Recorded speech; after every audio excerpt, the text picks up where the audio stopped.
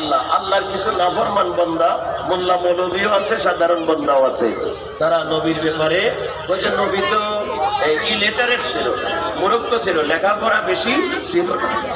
নবীর ভুল হইতে পারে, কিন্তু আমাদের ভুল হবে না, আমরা তো ডক্টরেট ডিগ্রি করছি। পড়ুন না হুজুবিল্লাহ।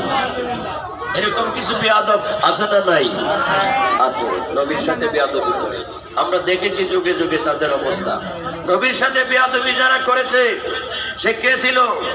আবু জেহেল, আবু লাহাব।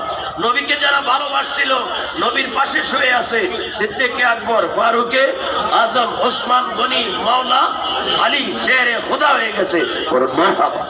বেলায়েতের শাহেনশাহ হয়ে গেছে মাওলা আলী।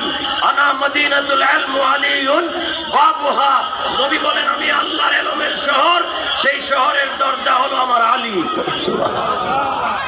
আলী থেকে হয় ওলি। যত আল্লাহর ওলি হয়েছেন সব মাওলা আলীর বেলায়েত দিয়ে হয়েছেন। এই শাহেনশাহ বিশ্বলি হুজুর গৌসুল আজম মেজবান্ডারির পূর্বপুরুষ মাওলা আলী, এরপরে দয়াল নবী রহমতুল্লিল আলামিন। এই দরজা দিয়ে তারা এসেছে, এই জন্য তাদের মর্যাদা আলাদা, তাদের সোহবত, মাকাম, মর্তবা আলাদা। এই পেয়ারা নবীর শান শিখাইছে যারাই আমরা দেখতে পাই। কিছু কিছু বেয়াদব আগেও ছিল, এখনো আছে, কিয়ামত পর্যন্ত থাকবে। আবার নবীর প্রেমিক আগেও ছিল, এখনো আছে, কিয়ামত পর্যন্ত থাকবে। দুই দল থাকবে, নবী ওলির দুশমন, নবী ওলির বন্ধু। এই দুইটা দল কিয়ামত পর্যন্ত থাকবে। সবাই বন্ধু হবে না, আবার সবাই দুশমন হবে না। এই দুই পরিক থাকবে।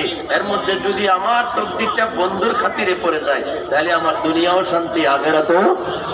আর যদি দুশমনের খাতায় নাম উঠে যায়, আমার দুনিয়াও বরবাদ, আখিরাতেও বরবাদ। এই জন্য আদবে আউলিয়া, বেয়াদবে শয়তান। আমাদেরকে আদব করতে হবে আল্লাহর আউলিয়াদের সাথে, আওলাদে রাসূলদের সাথে। তাহলে আদব মহব্বত পাইলে তাদের থেকে আমরা কিছু পাওয়ার আশা করতে পারি।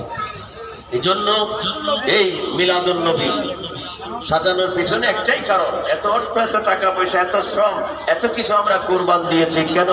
প্রিয় নবীর রাজির জন্য, খুশির জন্য। কথা বলেন ঠিক কিনা? এই মহিষ নিয়ে যাই দরবারে, ওরস করি, ফাতিহা করি, টাকা দেই, নজর দেই। কেন? আওলাদে নবীর খুশির জন্য, রাজির জন্য। আওলাদে নবী রাজি, নবী রাজি। নবী রাজি তো আল্লাহ রাজি। আওলাদে নবী নারাজ তো নবী নারাজ, নবী নারাজ তো আল্লাহ নারাজ। এজন্য আল্লাহ ওয়ালাদেরকে ভালোবাসতে হবে, আল্লাহ ওয়ালাদের সহবতে থাকতে হবে। সূরা তাওবার 119 নম্বর আয়াতে আল্লাহ বলেছেন, ইয়া আইয়ুহাল্লাযীনা আমানুত্তাকুল্লাহা ওয়া কুনু মা'আস সাদিকিন। হে ঈমানদার যারা ঈমান গ্রহণ করে মুমিন হয়েছো, উত্তাকুল্লাহ, আমি আল্লাহর ইবাদত করবা, হুকুম আহকাম মেনে চলবা। ওয়া কুনু মা'আস সাদিকিন, তোমার ঈমান এবং আমল দুটোটা নষ্ট করার জন্য কেউ আসবে, তার হাত থেকে ঈমান আমল বাঁচানোর জন্য সাদিকিন, একজন আল্লাহওয়ালার সাথে সম্পর্ক করবে।